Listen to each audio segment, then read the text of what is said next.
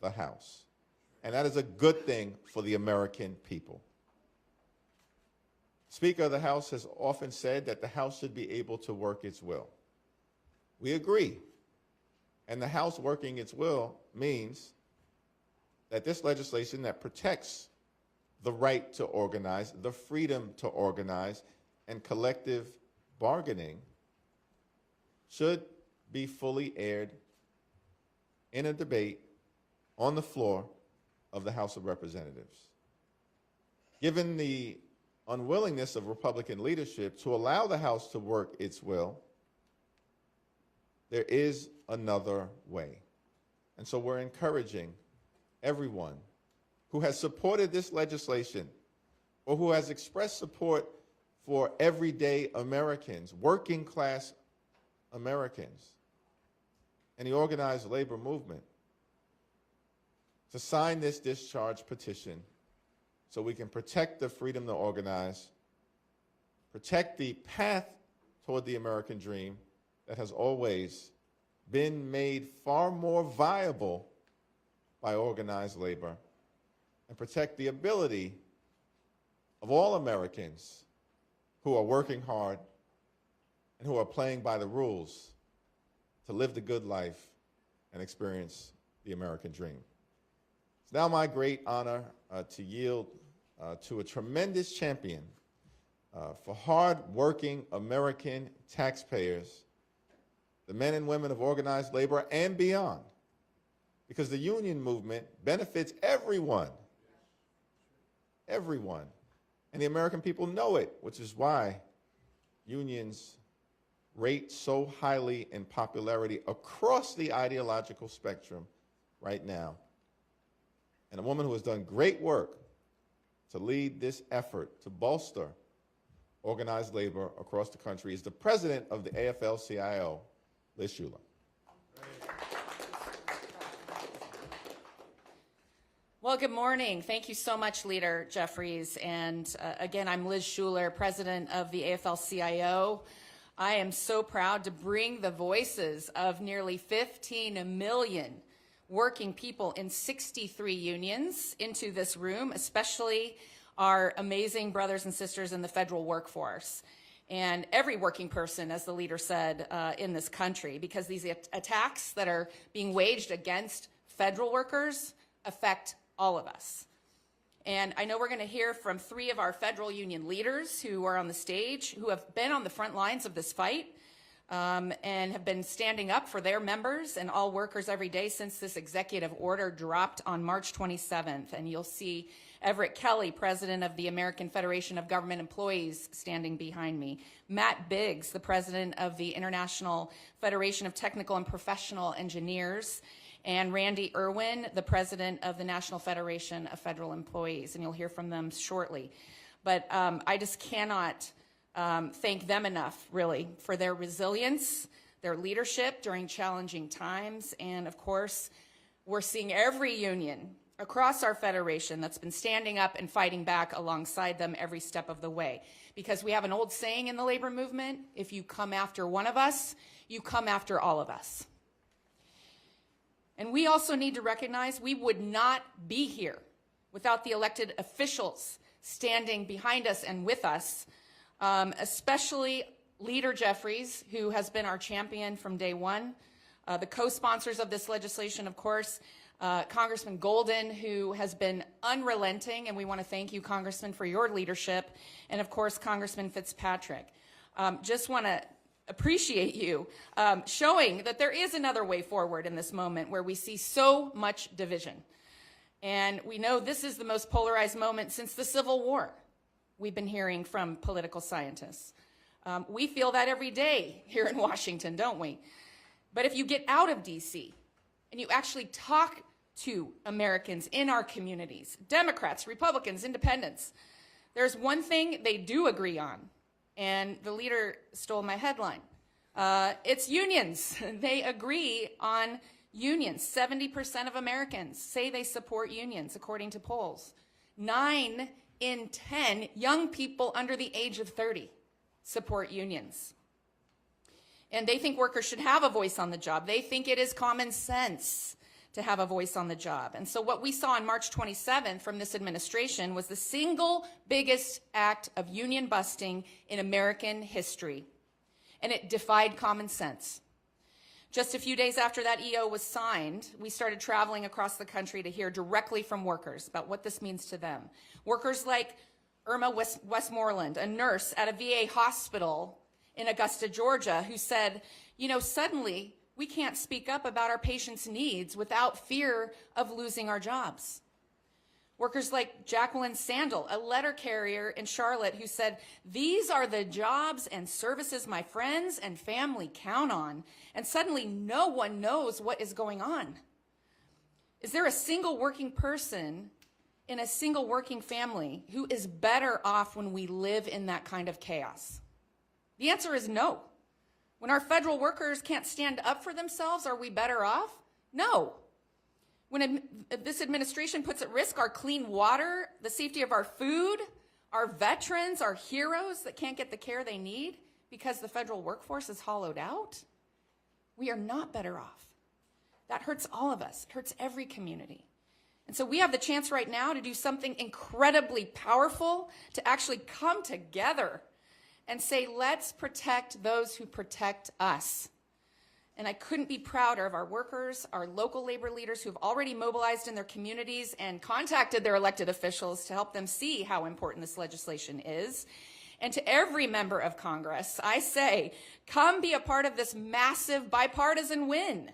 Help us get this done together and show that government can deliver common sense. So let's restore these rights to working people. Let's do something that the vast majority of Americans support in every community. And let's start showing a new path forward where we work together to deliver for the people. Thank you so much. And it is now my honor to introduce a champion for working people. We couldn't be prouder of our Congresswoman from Michigan, Congresswoman Debbie Dingell.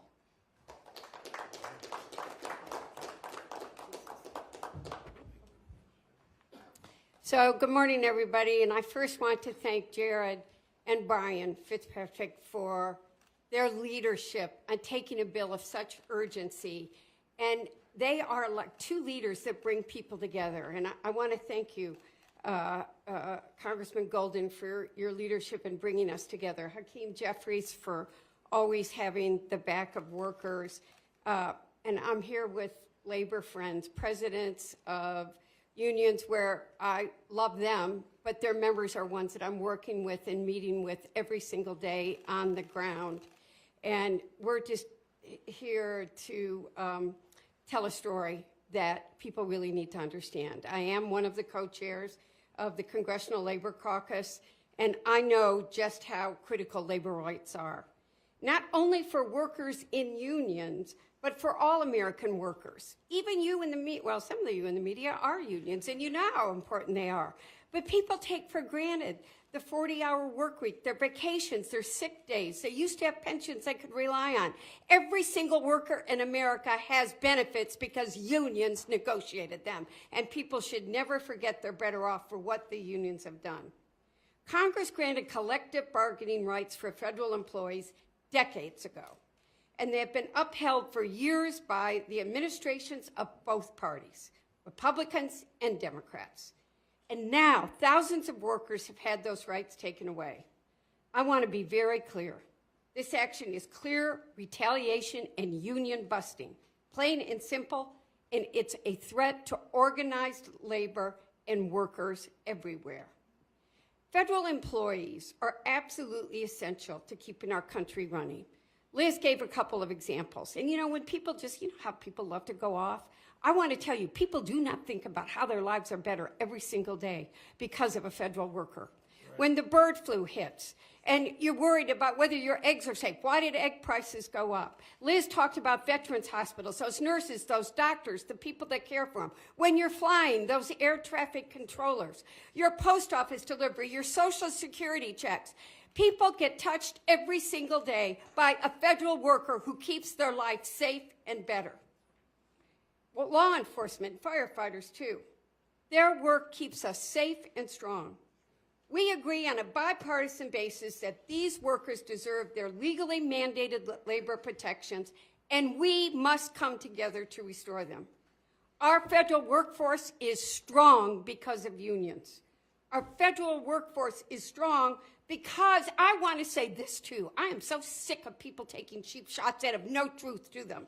We recruit the best, the most qualified people, and we are strong when these qualified people collectively bargain in a union.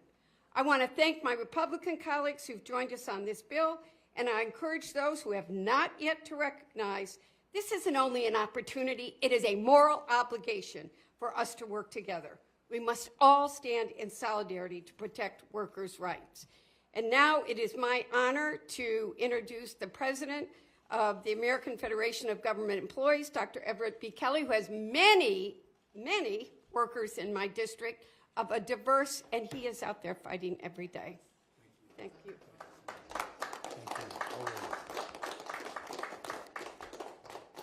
Good morning.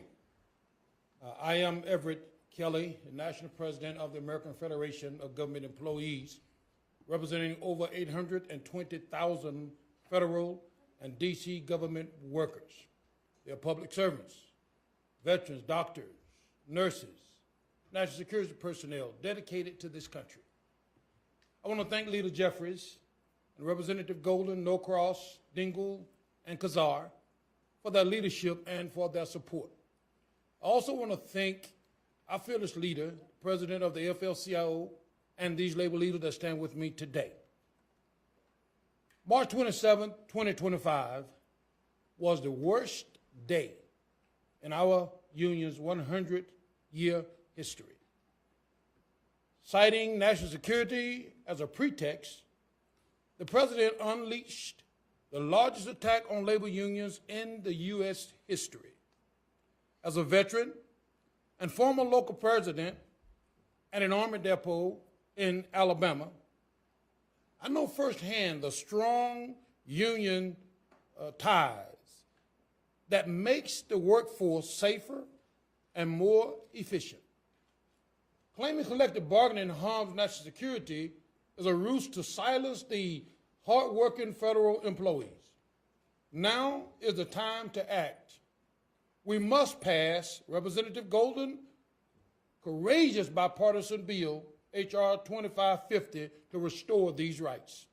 The only way to do that is through a discharge petition. And if you support federal workers, I submit to you it's time to sign the petition. If you support veterans, who make up a third of the workforce, if you support human rights in the workplace, I submit to you that it's time to sign the petition. Workers, the labor movement, and the country is watching. I want to let you know that we are all watching, and we're waiting for you to do the right thing.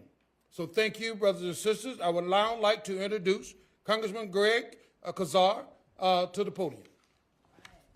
Thank you. Good morning. I'm Greg Cassad. I'm proud to represent the heart of Texas and be chair of the Progressive Caucus. But before any of that, I was a labor organizer, and I'm still proudly an AFSCME 1624 member. Whether you are identify as a progressive or a blue dog Democrat, or if you're a conservative voter, you know that collective bargaining is there to take care of you and take care of your family. And that is why the majority of the members of the United States House say that they support this legislation to restore collective bargaining rights to our workforce. The question for Republican members of Congress is, will they vote the same way that they talk? And that's the question that we need to present the American people. Because in Texas, we talk about some folks that are all hat and no cattle. And this is the moment of truth for those members of Congress on the Republican side. Will they vote with their own voters to support workers' rights in their own districts? Will they vote how they talk, or are they all talk? And that is the question that's presented to us, because working people in this country deserve politicians that do more than talk. They want to see us actually stand up for them. I'm so grateful to Congressman Jared Golden for walking the walk and leading here in Washington, D.C. on restoring collective bargaining rights to every American worker, and to my colleagues here, and also to the labor presidents and labor leaders for your fight in this time.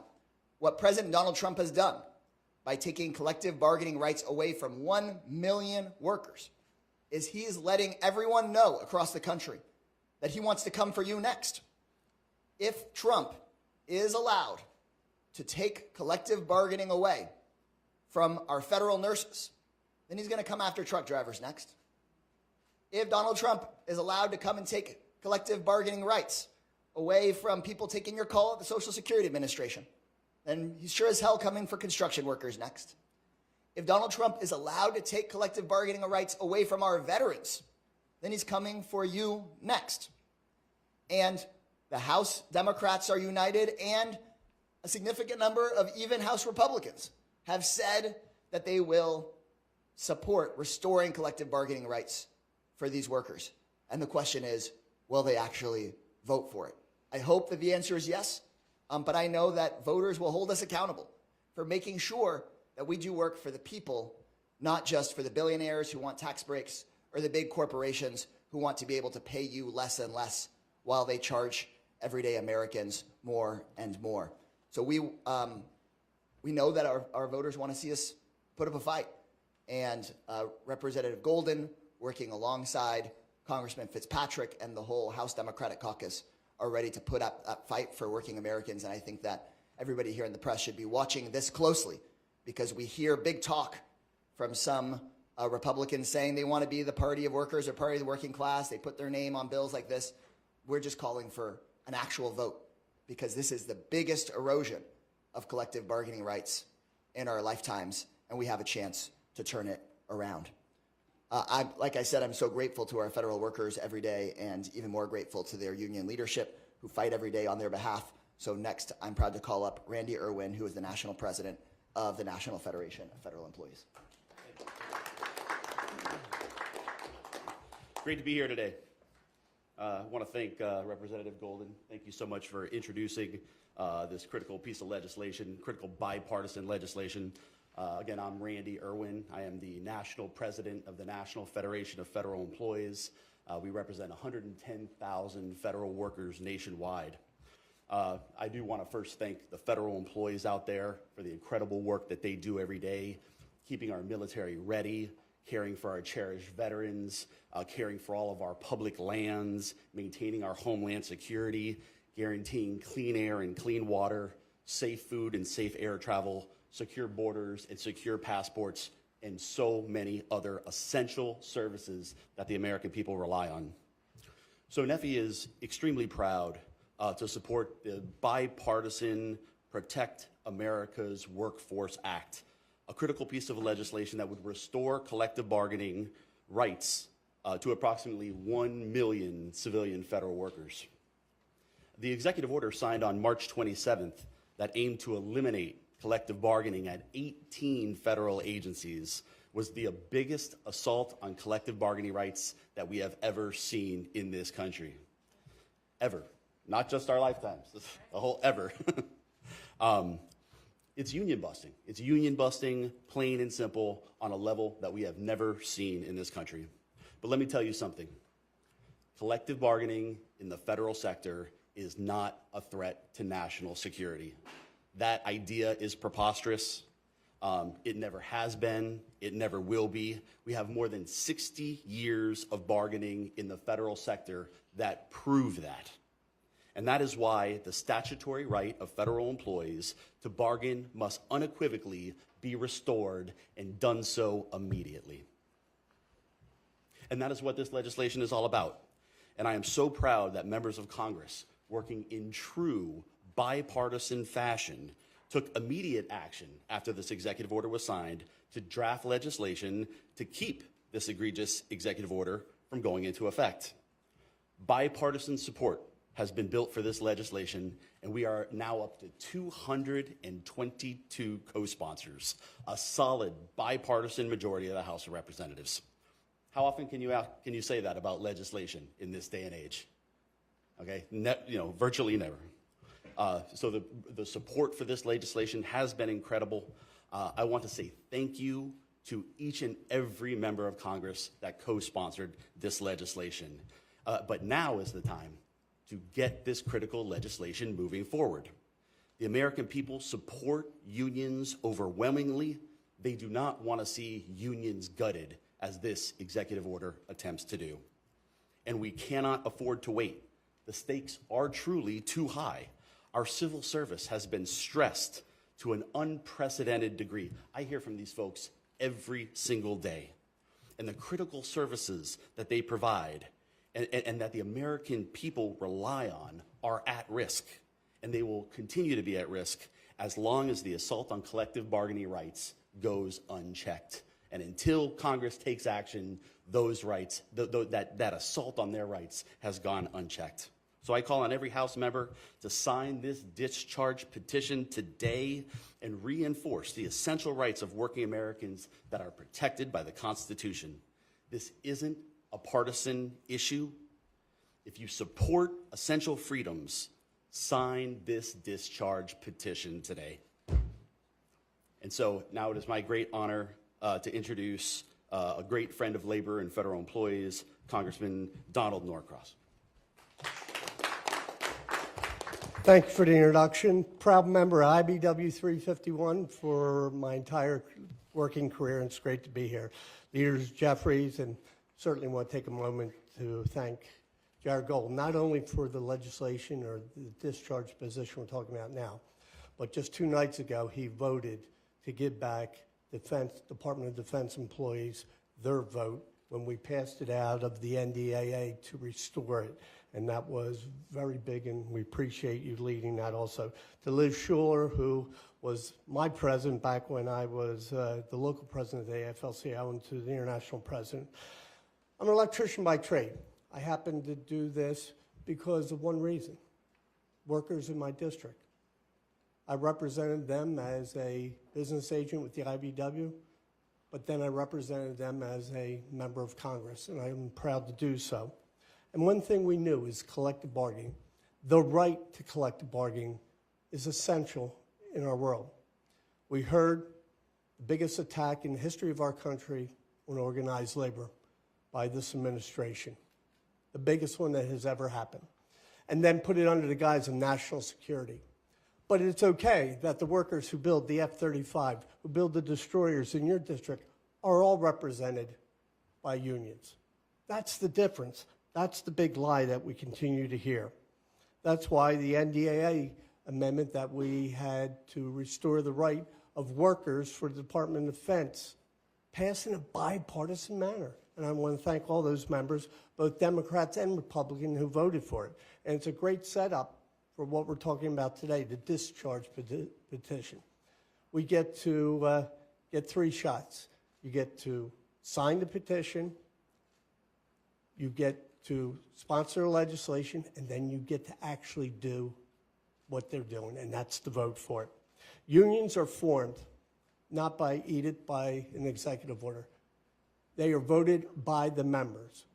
Democracy. 60 years ago, those members took a vote, and here we are, that sacred vote.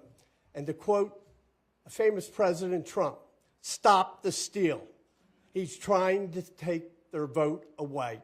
And that's why we're asking for folks to get down to the floor, sign the petition. And that is incredibly important. President Trump, stop the steal. And to wrap things up, as a dear friend I've known for so many years, the president of the IFPTE, please welcome Matt Biggs. Congressman Norcross, thank you. We represent a lot, over 10,000 members in New Jersey. You're a great champion for our members and for workers, working Americans. Congresswoman Dingell, thanks for your leadership on the Labor Caucus. Huge union supporter, thank you. Congressman Kassar, thank you for your support as well. And Congressman Golden, I just want to thank you for leading the effort on this bill.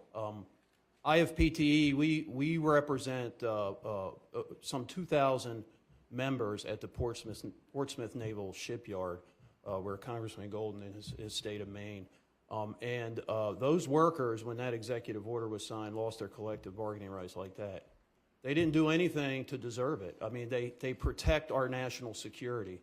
The worst thing is the administration pointed to national security as a reason to take away their collective bargaining rights. They claim it endangers national security. That's outrageous, and it's just plain wrong. What that executive order does, actually, it's contrary. We're living kind of in an Orwellian country right now. It's actually going to hurt national security. Unions in the federal sector work collaboratively. A lot of people don't know this. They work in partnership with management. We have labor management partnerships where we meet on a regular basis, at least we used to before the union buster in chief took office. We meet regularly to come up with efficiencies. We meet regularly to address safety issues. This happens in the Department of Defense more than anywhere else, maybe the VA too, but the Department of Defense probably more than anywhere else in the federal sector. And it helps to enhance our national security and our homeland security. So what President Trump did when he signed that executive order is he actually hurt our national security.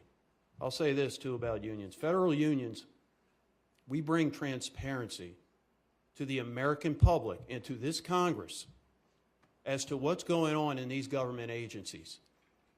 Because every member of Congress talks to all the political appointees, right? You talk to the political appointees, they tell you what's going on in these agencies. You talk to management, they tell you what's going on in these agencies. Management's not bad, political appointees, some of them aren't bad, but you get one side of the story. When you talk to labor in the unions, the people that actually do the work, who knows better what's going on in the workplace than the workers themselves? So we exercise our ability as a union and representing our members to come to Capitol Hill and inform members of Congress of exactly what's happening in these agencies. And so when you take away collective bargaining rights, you're attempting to destroy our unions, obviously, and it will hurt transparency and accountability to the U.S. taxpayer. So I'll finish with this. Before I finish, I do want to thank Congressman Fitzpatrick too, who's the Republican co-lead on this bill. I'd be remiss if I didn't mention Congressman Fitzpatrick and everybody that's sponsoring the bill, Republicans and Democrats alike. I'll leave you with this. IFPT, we've been around since 1918. Our union was founded, we represent 90,000 workers all across North America. 1/3 of our unions are federal employees. Most of those are in the DOD. We were founded down in Norfolk, the shipyard, in 1918. We didn't have a labor law then to give us collective bargaining rights. And if President Trump, the union buster in chief, thinks he's going to take away our unions, he's wrong. Our union is still going to exist. You can try and take away our collective bargaining rights. I think we're going to get them restored. We're going to get them restored. But we're not going anywhere. Our unions are going to thrive, and we're going to continue to stand strong. Thank you. Now, with that, I'll hand it back to Congressman Golden. Thanks.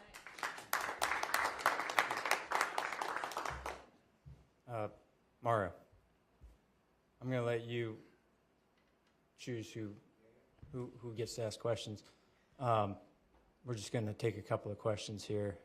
You've heard from all the speakers, you know, what it's all about, what's at stake, and what the strategy is here with the petition. So if you got questions about the bill or about the petition, we're happy to take them, and Mario will pick up.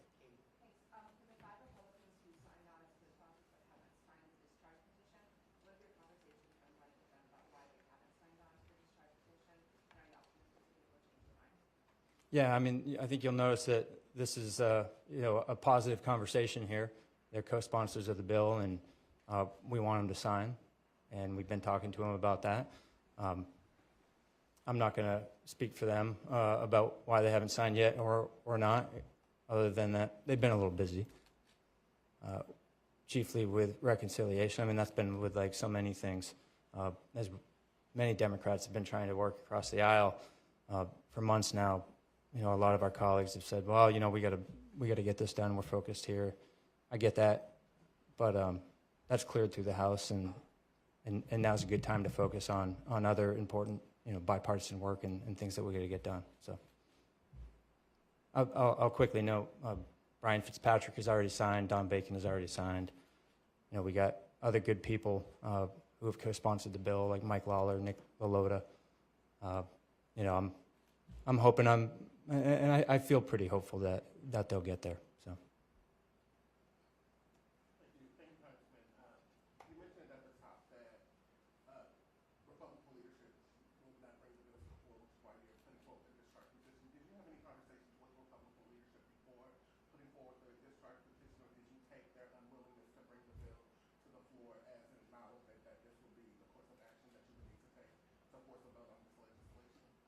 Yeah, look, I try and be a humble guy.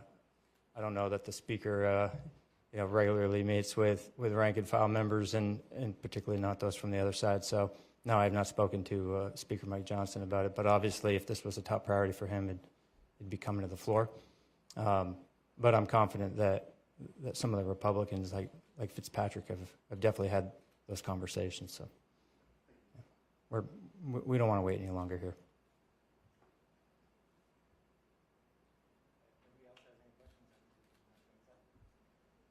All right, thank you very much.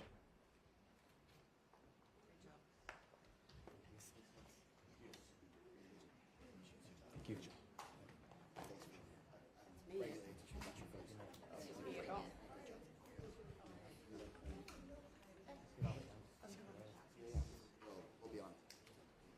We'll keep an eye on if any of our folks aren't on, but we'll wrap it up.